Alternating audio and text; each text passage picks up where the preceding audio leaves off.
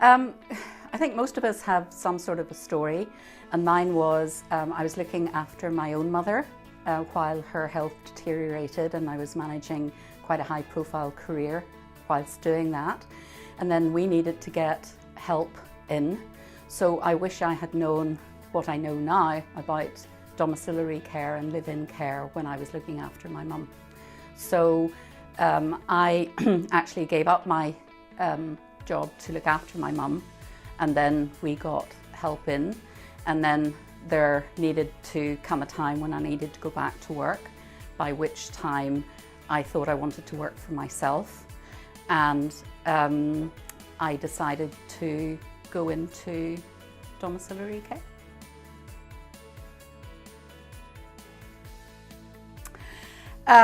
I wanted to work for an organisation where people would listen to what I had to say and respect my opinions.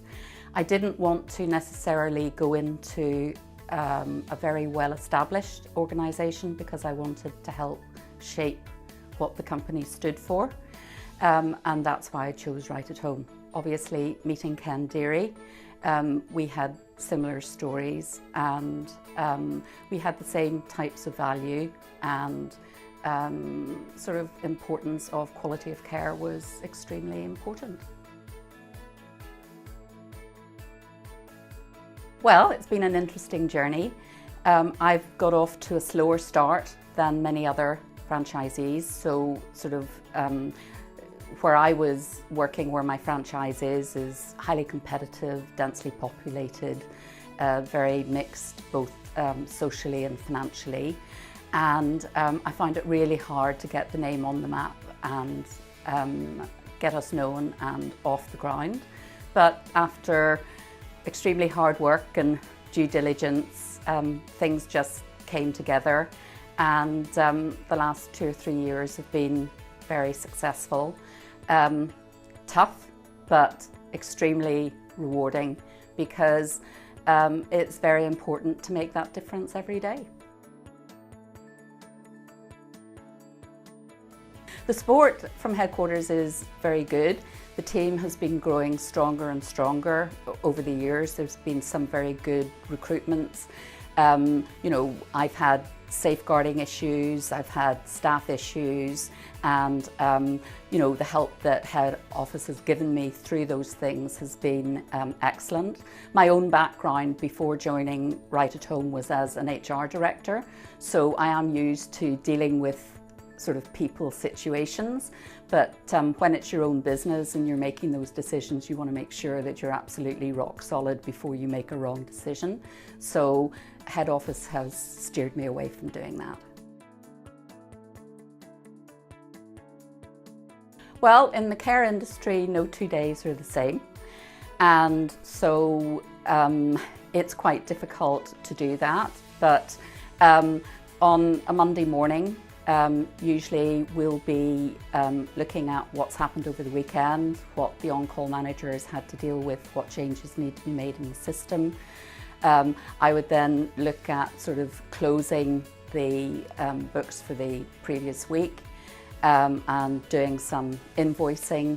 In between that, we'll get calls about carers going to be late to a client because they've been held up with another client, or somebody's gone sick, or and we're having to cover those calls. We might get a nice phone call from someone saying that they'd like someone to come and do an assessment because they're interested in having somebody look after a loved one, or it might be the person themselves.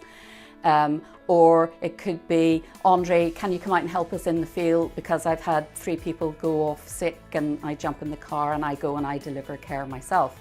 So I support the team. I don't ask the team to do anything that I wouldn't do myself, and I think that's really important when you're trying to lead a team. Some days we think, oh my goodness, how are we going to get through this day?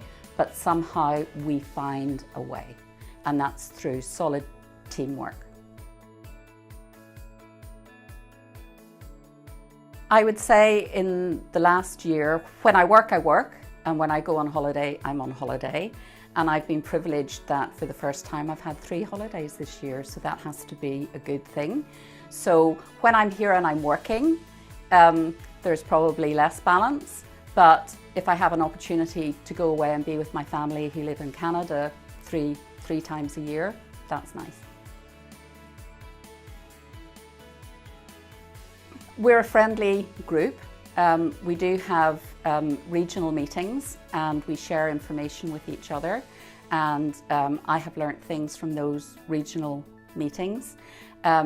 You aren't an island in this business. Actually, having the support of colleagues and head office and other groups of people is extremely important. You don't want it to be a lonely road.